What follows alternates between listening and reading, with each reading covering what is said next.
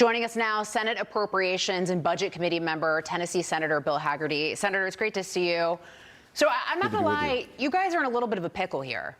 So you've got President Trump wants you to stay for at least some of the August recess or all of it. He's looking at more than 130 confirmations that are nominees that he wants to get through. But then on the other hand, you've got the big, beautiful bill, which it's not polling very popular right now. Fox News polling 58% disapprove. Now, when you get to the elements of the bill, that sells, like no tax on tips, 70% support. So what's the Senate to do? And then all of this in the backdrop of a looming September 30th deadline then for government funding. So what's the Senate to do? What's the answer here? Well, I'm certainly here, ready to work through the weekends, ready to work into the recess that we have scheduled. But you're right. We do have a communication challenge ahead because the Democrats and their liberal media partisan allies have been out telling a story that's not true about this bill. And as you said, the elements of this bill are very popular with the United States of America. Extending the tax cuts, no tax on tips, no tax on overtime. If you think about beefing up the military, securing our border, these are all things that the American public not only want, they voted for. So there's a lot of good to talk about, and we do need to get back to talk about that. But I appreciate the opportunity to do that right here and right now. The American public, I think, is already seeing the benefit. The stock market is at all-time highs. We're seeing great concessions being made by countries all over the world to do more business with America, more investments taking place in America, and frankly, blue-collar wages are back on the rise again on a real basis, an inflation-adjusted basis. Blue-collar wages are up again like they were back when President Trump was in office before. Certainly not the case when Joe Biden was in office. So we have a lot of good news to sell. Do you stay and work, Senator, or do you go home and do a little salesmanship, as Lisa was talking about? Dagan, I think we're going to stay here and work. That's what the president wants us to do. This would not be necessary. I want to be clear about this. This would not be necessary were it not for the maximum resistance campaign that the Democrats have put in place. This is unprecedented in terms of the number of procedural hoops that they have forced us to step through, because their overarching objective is to keep President Trump from seating his cabinet, from putting his team on the ground. And despite all of their efforts, President Trump keeps winning time and time again. Our border is secure.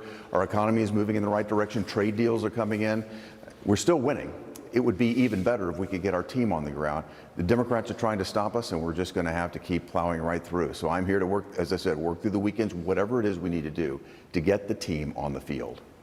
The Genius Act, your Genius Act, and I will call it that, which laid out the regulatory framework, if you will, for stablecoins, was signed into law last week.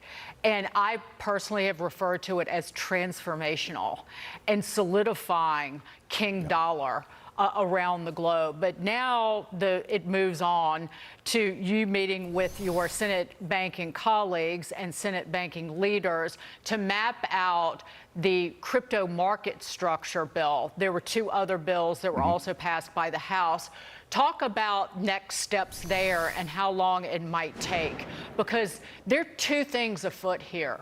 There are two industries and really two futures that the Biden administration tried to destroy: crypto and artificial intelligence. And you and the Republicans, your Republican colleagues, have completely reversed course for the nation in a matter of months. You're exactly right, Dagan, and I think transformative is a great term to use, and I take a great deal of pride in my legislation, the Genius Act, the stablecoin bill, that actually opens the market for digital currencies here in the United States. It puts us and our payment system into the 21st century, and as you rightly note, it brings dollar dominance into the fore, so that in the digital arena, the dollar will dominate. That's what we have to do to make certain that we stay ahead as a nation.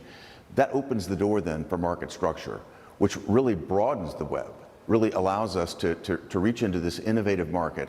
There's so many things happening that are positive. That innovation needs to take place here in the United States, and additional market structure legislation is necessary. We put a discussion draft out this week that gives a broad outline of how we want to approach, how we're going to define the various types of cryptocurrencies, whether they're securities, whether they're commodities, whether they should be regulated by banks or the SEC or the CFTC, how they're going to be custodied. All of this information is now out. We're requesting more information to come in from the industry. I expect to get a tremendous amount of input here. And we're looking to move this along as quickly as possible. I'm looking for the end of September as a target deadline to get this done. Well, I like the name of it, Genius Act. Yes. That's Thank good. you.